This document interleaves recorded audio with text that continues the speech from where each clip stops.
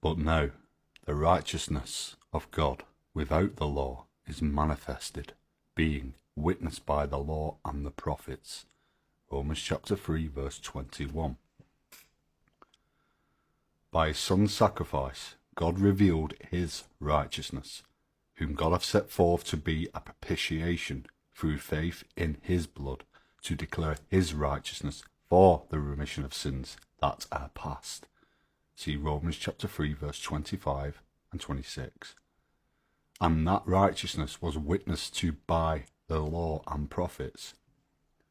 The law is described as being the ministration of condemnation, 2 Corinthians chapter 3 verse 9, because it brought a knowledge of sin, Romans chapter 7 verse 7, and condemned the sinners who lived under it. However, it is testified to a better covenant, Hebrews chapter 7 verse 22. So, Hebrews chapter 7:19 reads, The law made nothing perfect, but it was the bringing in of a better hope, by the which we draw nigh unto God. Look at Hebrews chapter 7 verse 19, AV margin. Although the law brought a knowledge of sin, it could not remove it. Only in Christ could that be accomplished. However, it was nevertheless an introduction to a better hope, as per the words of the apostle. Wherefore the law was a schoolmaster to bring us unto Christ, that we might be justified by faith. Galatians chapter 3 verse 24. This is interesting.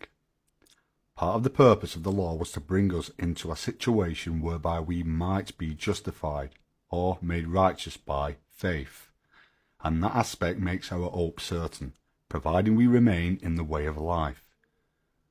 Therefore, it is of faith, that it might be by grace, to the end the promise might be sure to all the seed. Romans chapter 4 verse 16. If our salvation was dependent upon our works in keeping the law, no man would be saved. But because it is by faith, the hope is sure.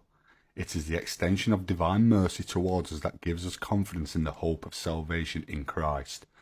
We must then learn the spirit of the Mosaic law, being led to Messiah thereby, to find life and forgiveness before the one who fulfilled all the types and shadows of that law.